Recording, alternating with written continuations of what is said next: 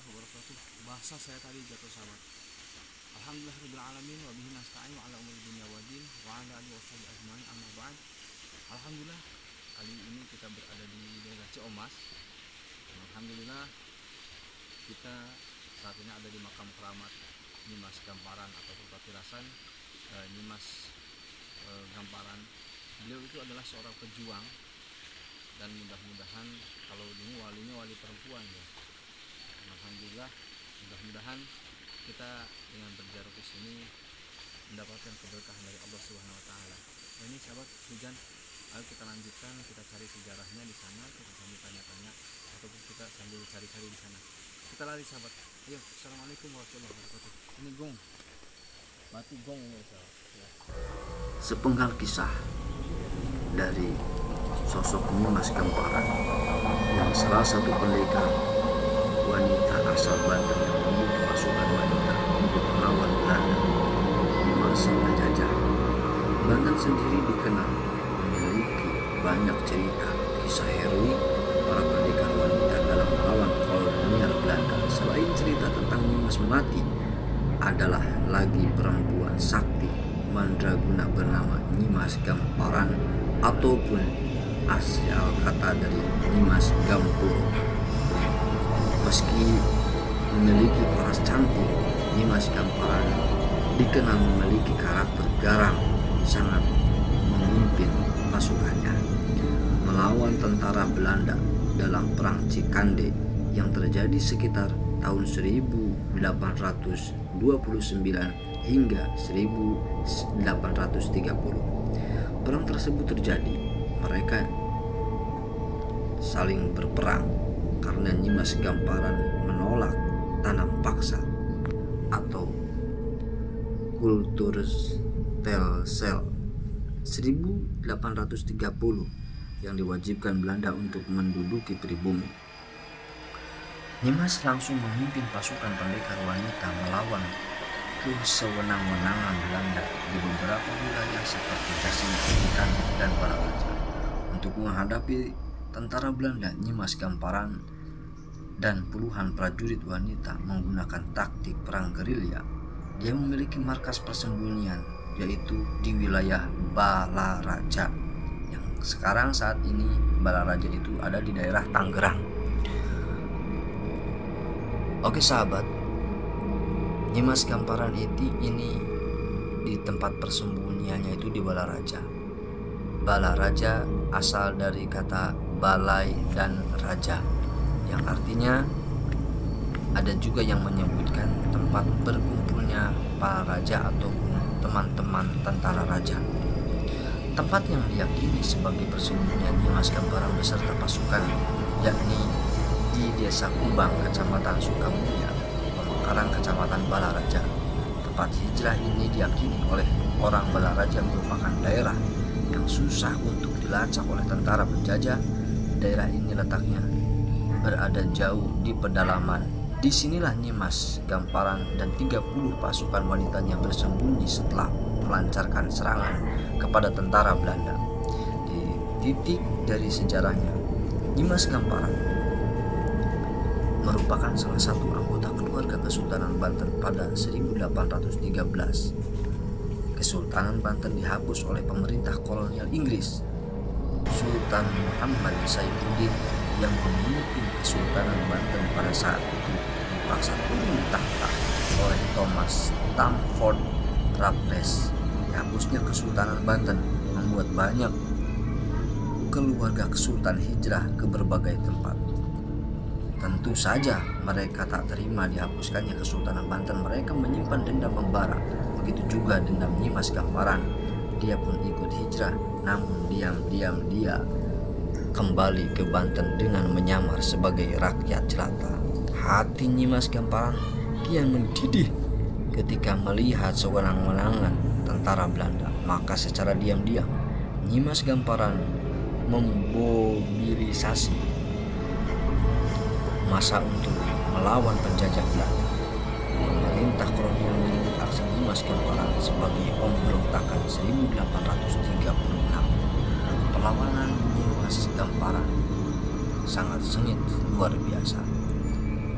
Nyimas Gamparan tersebut dikenal dengan perjuangan Cikande Udik dengan lokasi Cikande Timur sebagai titik pergerakannya. Serangan Nyimas Gamparan dilakukan Nyimas Gamparan dan pasukannya sangat merepotkan Belanda. Belanda pun kewalahan dan akhirnya kekuatan politik adu domba dilancarkan untuk melawan Nyimas Gamparan. Raden Temenggung Kartanatannegara yang menjadi Demang di Jasinga Bogor 1829 diminta bantuan untuk menumpas pasukan Nyimas. Tentu saja ada imbalannya. Raden Temenggung dijanjikan akan dijadikan penguasa di daerah Rangkas Bitung. Pasukan Ki Demang inilah yang kemudian diadu dengan pasukan Nyimas Gamparan hampir tiap hari dan memakan waktu yang panjang. Akibatnya kekuatan pasukan Nyimas Gamparan melemah karena pasukan Nyimas Gamparan hanya seorang wanita. Saat itu pasukan bergerak dari Balaraja Cikande menuju Rangkas Bitung diperdayakan.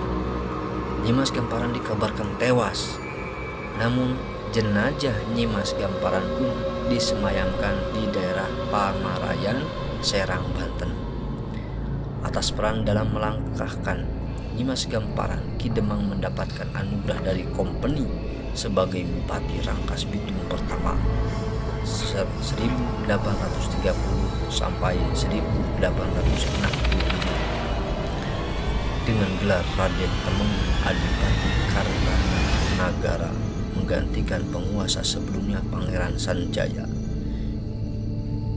Banyak warga dari luar Banten, sahabat, seperti Jakarta, Lampung, dan Bandung yang berziarah ke makam Nyimas Gamparan. Salah satu tokoh pernah datang ke sana adalah politikus PSI yang begitu. Sahabat, ini adalah tempat, konon katanya ini tempat Nyimas Gamparan saat itu menabuh gong ataupun menabuh kokol kalau kata ilmuwan. Nah, di sinilah ada dua makam. Itu tempat petilasan Nyimas Gamparan, sahabat. Petilasan Nyimas Gamparan tersebut ini yang pertama untuk mengumpulkan masyarakat dan syiar agama Islam pada saat itu. Dan ini, sahabat, ada salah satu peninggalannya, yaitu peninggalan sumur awisan ataupun sumur sumur keramatnya. Nah, dari peninggalan berupa alat musik gamelan berupa gambang caning dan gong suprayoga.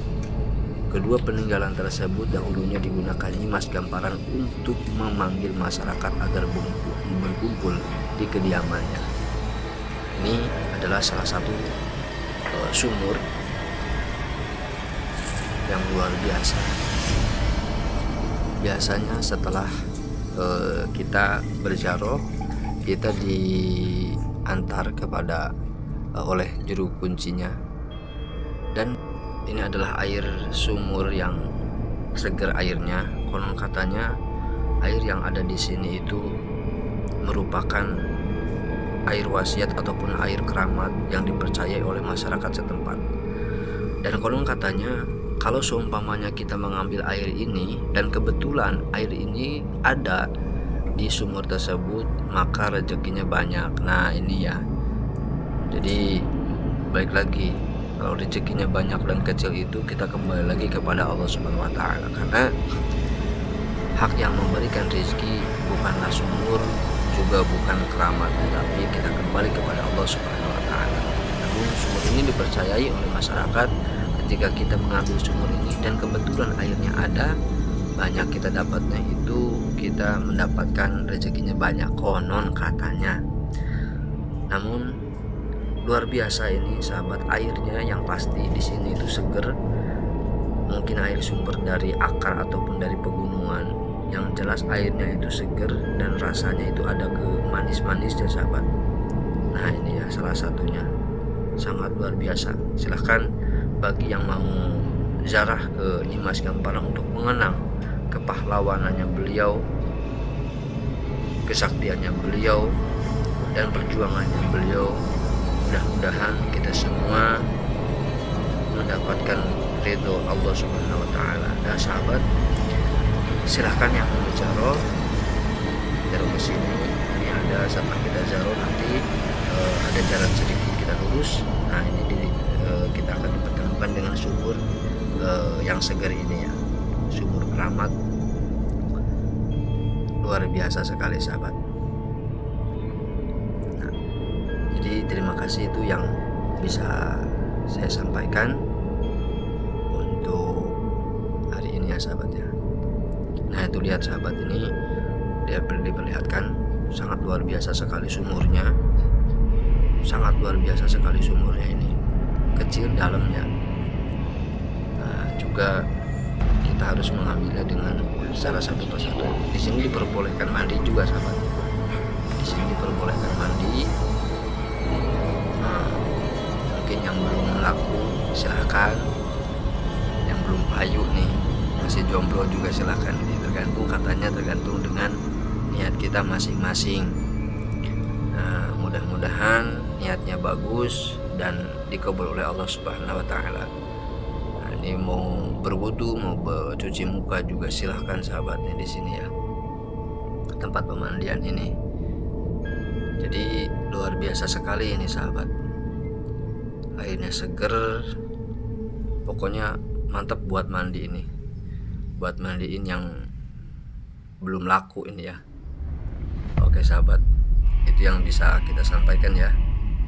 Mudah-mudahan sedikit ini bermanfaat. Oke.